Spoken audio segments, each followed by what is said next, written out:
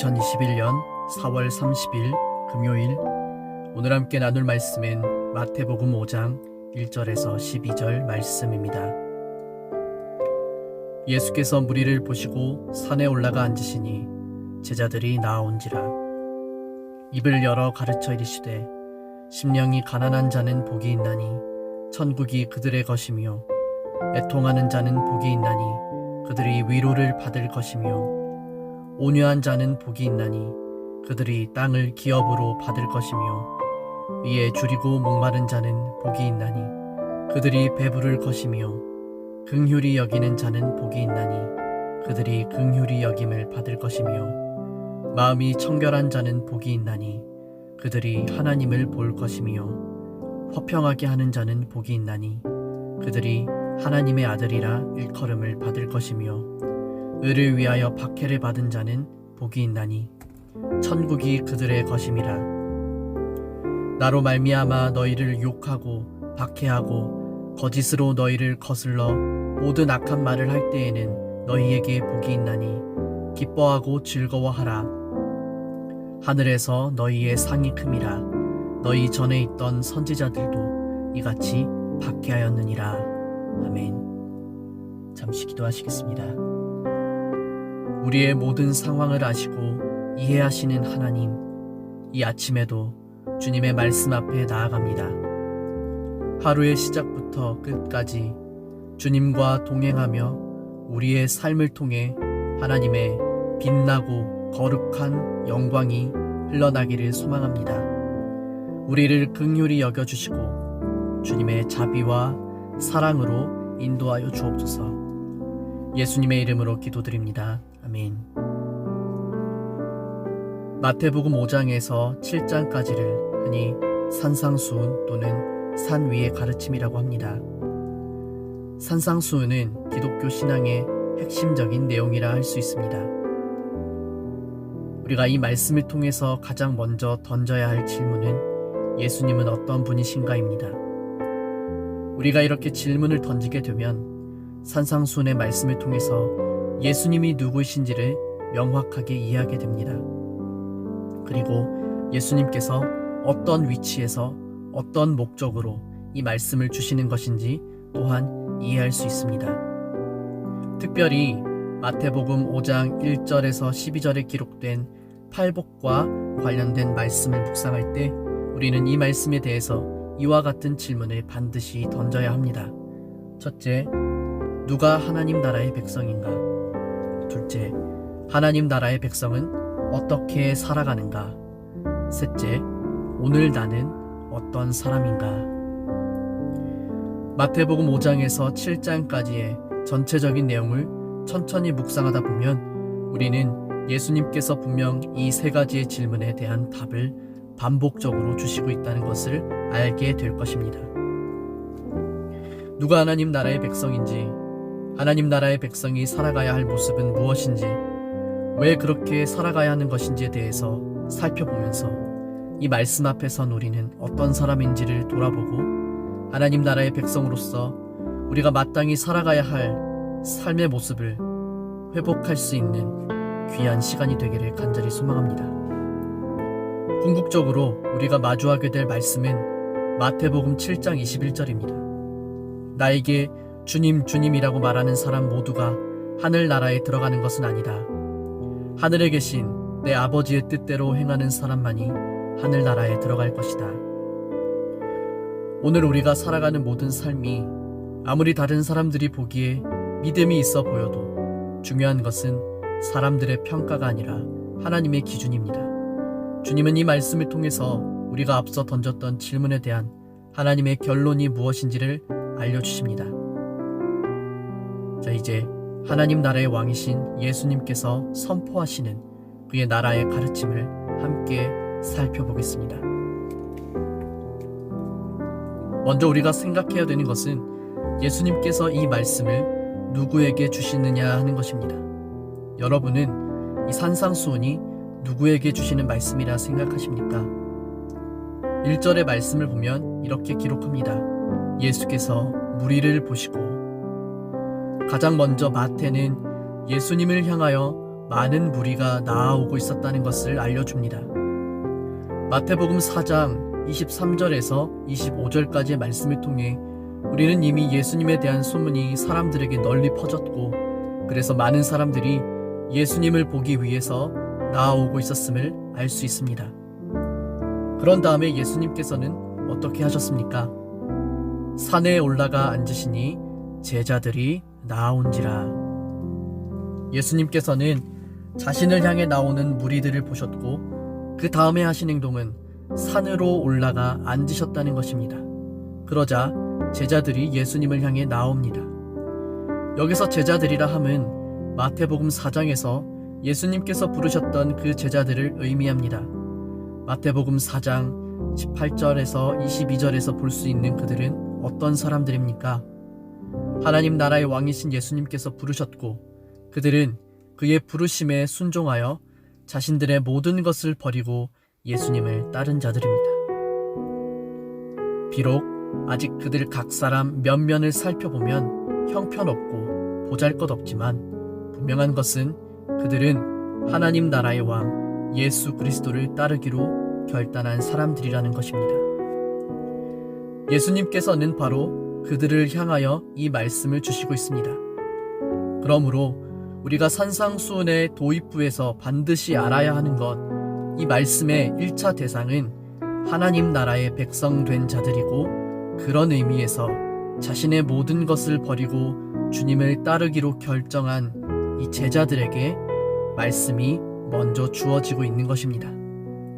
또한 더 나아가 이 말씀의 잠재적인 2차 수신자는 이제 예수님 앞에 나온 수많은 무리들, 곧 예수님이 전하시는 가르침을 듣고 하나님 나라의 백성이 되어야 할 사람들에게 주어지는 말씀입니다. 그러므로 예수님을 보기 위해 나온 수많은 무리들도 결론적으로 그의 나라의 백성이 되려면 그 나라의 왕이 되시는 예수 그리스도가 하시는 말씀을 들어야 하는 것입니다. 하나님께서 오늘 이 말씀을 저와 여러분에게 주셨습니다. 주님은 입을 열어 제자들을 가르치셨던 것과 동일하게 오늘 우리에게 말씀하십니다. 이 시간 우리는 그 말씀들을 통하여서 내가 어디에 속한 사람인지를 분명히 해야 합니다. 그저 예수님을 보기 위해 모인 수많은 무리들과 자신의 모든 것을 버리고 예수님을 따르기로 결정한 제자들 가운데 오늘 우리는 어디에 속하여 있습니까? 예수 그리스도를 나의 삶의 주로 시인하고 그를 내 인생의 왕으로 고백하였다면 오늘 우리는 이 말씀을 통해서 하나님 나라의 백성으로서 우리가 이 세상을 어떻게 살아가야 하는지를 바라볼 수 있어야 합니다. 이 말씀을 통해 주님은 하나님 나라의 백성된 우리가 살아가야 하는 삶의 방향성, 목적을 구체적으로 제시해 주십니다.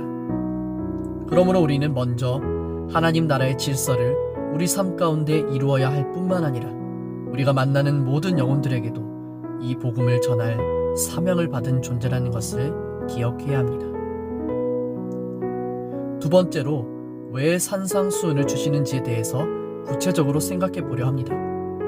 이 말씀을 묵상하면서 가장 먼저 떠올랐던 장면은 출애굽기 19장 5절에서 6절의 말씀이었습니다. 그러므로 이제 너희가 내 목소리를 듣고 내 언약을 지키면 너희는 모든 백성 중에서 나의 보물이 될 것이다. 온 땅의 백성이 다 내게 속하였지만 너희는 내게 제사장 나라와 거룩한 백성이 될 것이다. 너는 이 말을 이스라엘 백성에게 전하여라. 이 말씀은 하나님께서 모세와 이스라엘 백성이 애굽 땅을 떠난 지 3개월이 지나고 그들이 르비딤을 지나 시내산이 있는 시내 광야에 이르렀을 때 모세를 통해 주셨던 말씀입니다. 하나님께서는 바로 이곳에서 그들과 언약을 세우시고 그들에게 십계명을 주셨습니다. 출애굽기 19장 5절에서 6절 말씀은 그들을 하나님의 나라로 백성으로 삼으시고자 할 때 왕이신 하나님께서 그들에게 주셨던 명령입니다. 그 핵심이 무엇입니까? 너희가 내 말을 잘 듣고 내 언약을 지키면 누가 하나님 나라의 백성이 될 수 있습니까? 누가 하나님의 소유로 살아갈 수 있습니까?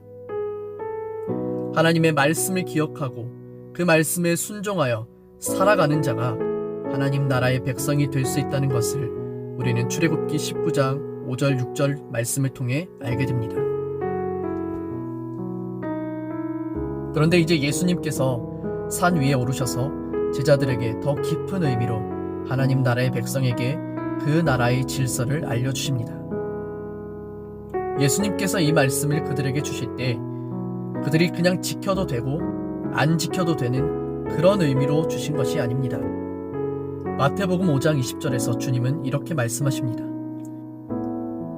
너희 의가 서기관과 바리새인보다 더 낫지 못하면 결코 천국에 들어가지 못하리라. 우선 여기서 우리는 예수님께서 분명하게 하나님 나라의 백성이 되려면 어떤 의로움을 가져야 하는지 그 구체적인 기준을 제시해 주신다는 것을 생각할 수 있습니다. 그리고 산상수훈의 결론부인 마태복음 7장 21절에서 주님은 다시 한번 말씀하십니다. 다만 하늘에 계신 내 아버지의 뜻대로 행하는 자라야 들어가리라. 결국 주님은 우리에게 하나님 나라의 백성은 반드시 하나님의 뜻이 가장 우선이 되어야 한다는 것을 알려주시는 것입니다. 왕이신 하나님의 통치가 온전히 이루어지는 삶, 그것이 하나님 나라의 백성에게 요구되는 것입니다.